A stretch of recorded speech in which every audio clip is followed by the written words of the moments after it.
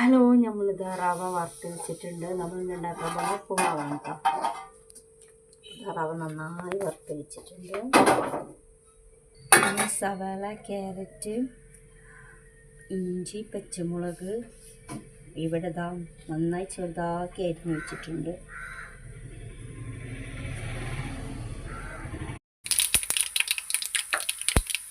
നമ്മൾ പാത്രം വെച്ച് വെളിച്ചെണ്ണ ഒഴിച്ച് കടുകിട്ടിട്ടുണ്ട്.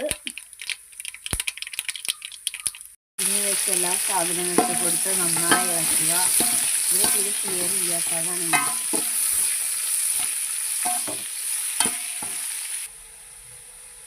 നമ്മളിതിലേക്ക് ഒരു അരമുറി തേങ്ങ ഇട്ട് കൊടുക്കുന്നുണ്ട് കേട്ടോ.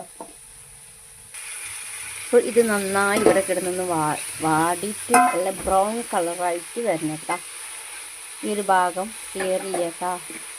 ഈ ഏരിയ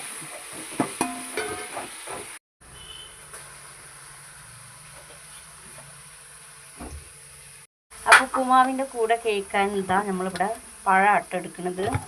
അപ്പോൾ നമുക്ക് ഉപ്പുമാവ് ആയതിന് ശേഷം കാണാം. നമ്മൾ കാത്തിരുന്ന ഉപ്പുമാവ് ഇവിടെ റെഡി ആയി കഴിഞ്ഞു. നല്ല ടേസ്റ്റ് ഉണ്ട്. നിങ്ങൾ ഇതുപോലെയാണ് ഉണ്ടാക്കണമെന്ന് കമൻറ്റ് ചെയ്യണേ. ഇഷ്ടപ്പെട്ട ലൈക്ക് ചെയ്യുക, എന്നെ ഒന്ന് സപ്പോർട്ടും കൂടി ചെയ്യണേ.